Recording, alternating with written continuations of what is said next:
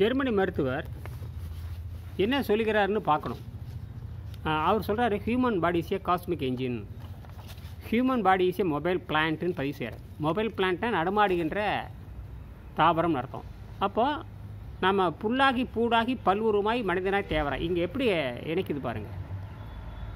ஆக ஒரு தாவரம் தான் மனிதனாக மாறி இருக்கிறது. ஓரறிவாக மாறி, ஈரறிவாக மாறி, மூவறிவாக மாறி, நாலறிவாக மாறி, ஐந்தறிவாக மாறி, ஆறாம் அறிவாக மாறி வந்திருக்கிறது. அப்போ பல கோடி ஆண்டுகளாக நம்ம பூமியில் வாழ்ந்துட்டுருக்குறோம்னு அர்த்தம். இதுதான் திருவாசக பாடலில் புல்லாகி பூடாகி புழுவாகி பல் விருக்கமாகி மனிதராய் தேவராய் கணங்களாயின்னு பதிவு செய்கிறாங்க. எப்பேற்பட்ட கண்டுபிடிப்பு! ஆகையினால தமிழர்கள் அந்த இயல்மொழியை புரிந்து கொண்டார்கள். இயல்மொழியில் புரிந்து கொண்டு கலைகளை கொண்டு வந்தாங்க, யோக கலைகளை கொண்டு வந்தாங்க, அட்டமாசியத்தில் கொண்டு வந்தாங்க, கட்டடக்கலையில் சிறந்து விளங்கினாங்க. அப்புறம் விண்வெளியில் பயணம் செய்வதற்கான சிந்தனைகள் உடையவர்களாக இருந்தாங்க. விண்வெளி கோள்கள் எப்படி இயங்குதுன்னு பாடலை பதிவு செஞ்சாங்க. போர்க்கருவி முறைகள் எப்படி தயாரிக்குன்னு கண்டுபிடிச்சாங்க. மக்களை காப்பாற்றுறதுல ஏராளமான கருவிகள் கண்டுபிடிச்சாங்க. அவர்கள் உருவாக்கியது தான் இந்த சமக்கிருதம். சமக்கிருதம் என்பது வேறு ஒன்றும் இல்லை, இன்னொரு விஞ்ஞானத்தை சொல்லுவது. அதாவது வேறு ஒன்றும் இல்லை, சப்தங்களுக்காக உருவாக்கப்பட்டது தான் மந்திரங்கள்னு சொல்லக்கூடிய சப்தங்கள். அதில் மூக்கொலி, தொண்டையில் கர்ன்னு வரக்கூடிய ஒலி, வயிற்றில் ஹா ஹூன்னு சொல்லக்கூடிய ஒலி, இதுக்கெல்லாம் தேவைங்கிறதுக்காக உருவாக்கினது தான். அது எந்த வகையான அறிவியலும் கிடையாது. ஒன்று பதஞ்சலி யோக சூத்திரத்தில் மட்டும். அந்த பதஞ்சலி யோகத்தில் பார்த்தீங்கன்னா விபூதி பாதம், கைவிலை பாதம், அப்புறம் சாதனை பாதம், அப்படின்னு ஒரு சமாதி பாதம்னு ஒரு 4 பாதங்கள் இருக்குது. அதில் அதாவது சமாதி பாதம் 32வது பாடல், சௌ சந்தோஷம் தபம் சுவாத்தீஸ்வராய பிராணானி தானா நியமான ஒரு பாடல். சௌனா தூய்மைன்னு அர்த்தம், சந்தோஷம்னா சௌ சந்தோஷம் தபம் சுவாத்தி ஈஸ்வராய. அது ஒன்றும் இல்லை. அதில் அந்த நியம கலையை பற்றி சொல்கிறாங்க. நியமம்னா முதல் விதி தூய்மைன்னு அர்த்தம். ஆக இந்த தூய்மை செஞ்சால் தான் இந்த குரல் இப்படி மாறும்.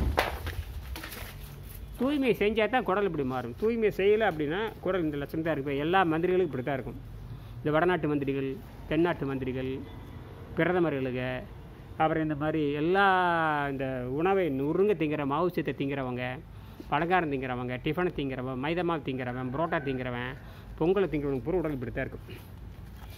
யாரும் தப்பிச்சு போக முடியும், அழுகி தான் போகும். நாக்கு மஞ்சள் அடித்தாவோ, நாக்கு நாத்தம் அடித்தாவோ, அது உள்ளே இருக்கிற உணவு அழுகி போய் நாட்டை வரும்னு அர்த்தம். சரி, நாக்கில் மட்டும்தான் இருக்குமா? இல்லை, அது ரத்தத்தில் கலந்துருக்கும். உள்ளே இருக்கிற உயிர் உறுப்புகள், ஏராளமான உயிர் உறுப்புகள் இருக்குது. மூளை தொடங்கி கணையம், கல்லீரல், நுரையீரல் இதெல்லாம் இருக்கும். அதுக்கப்புறம் இந்த மாவு சத்து கடுமையான அழுகி போய் கொழுப்பாக மாதிரி நாற்றத்தோட பிணவாடையோடு இருக்கும். அதாவது செத்து போய் நாத்தடிக்கிறது.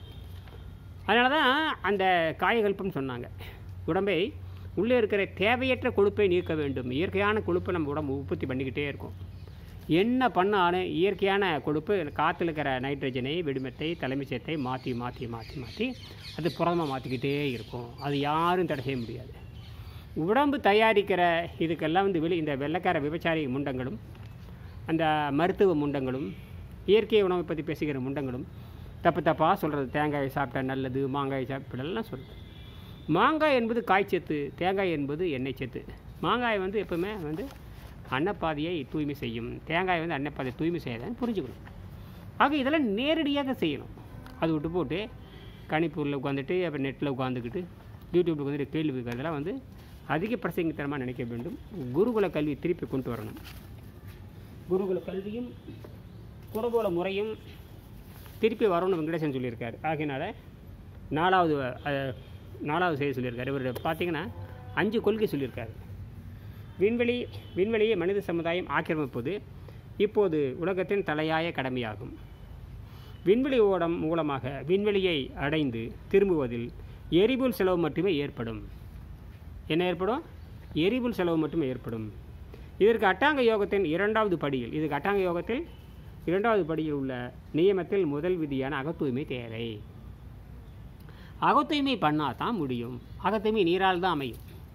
புறந்தூய்மை நீரால் அமைவதைப் போல அகத்தூய்மை நீரால் அமையும்னு வள்ளுவர் சொல்லியிருக்காரு. இதை 2000 ஆண்டுகள் பின்பாக வெங்கடேஸ்வரங்கிற விஞ்ஞானி கண்டுபிடித்தார்.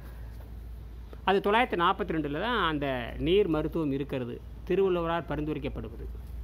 அப்படின்னா நம்ம 200-300 ஆண்டுகளுக்கு முன்பாக இந்த கலை இருந்திருக்குது. இந்த ஆயக்கலைகள் 64, அட்டாங்க 8, அட்டமா சித்தி 8ன்னு சொல்லக்கூடிய 80 கலைகள், பொறியியல், இயற்பியல், வேதியியல், உயிரியல், இயல், இசை, நாடகம் என்று ஏராளமான கலைகள் தமிழர்கள் கண்டுபிடிச்சிருக்காங்க. ஆக இந்த உடம்பு காப்பாற்றப்பட வேண்டும் என்பதற்காகத்தான் இதெல்லாம் கொண்டு வந்தாங்க. ஏன்னா இந்த இயற்கை தான் அழிந்தாலும் தன் குழந்தை அழியக்கூடாது என்பதற்காக அறிவென்கிற வித்தை கொடுத்துருக்குது. நல்லா புரிஞ்சுக்கணும். ஆக அகத்தூய்மை உணவு கட்டுப்பாடு மூலமாகத்தான் வரும். நீருணவு மூலமாகவும் காற்றுணவு மூலமாகவும் அடைந்து விண்வெளியில் பிராணசக்தியில் மனித உடல் வாழ்ந்து பெருகும் வகையில் கல்வி முறை அமைய வேண்டும். இதுதான் ரொம்ப முக்கியமானது. இதற்கு இந்த விண்வெளி மருத்துவம் அவசியம். 6 மாதம் இங்கே தனிமையில் இருக்க வேண்டும். 12 ஆண்டுகள் ஆசிரியர் சொல்வதை கேட்க வேண்டும். அந்த மனநிலை இருக்கிறவங்க, அந்த தகுதி இருக்கிறவங்க மட்டும்தான் வரணும்.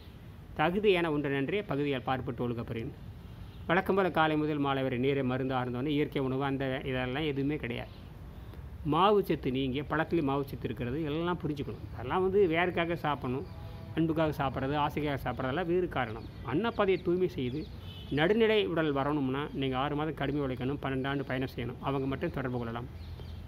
வழக்கம் போல் காலை முதல் மாலை வரை நீரை மருந்தாக இருந்து மாலை ஒரு வேளை மட்டும் வேண்டிய அளவு வேக வைத்த கீரை அல்லது காய்கறிகளை மலச்சிக்கல் நீங்குவதற்கு கொண்டு வந்தால் படிப்படியாக ஆரோக்கியம் கிடைக்கும். நன்றி.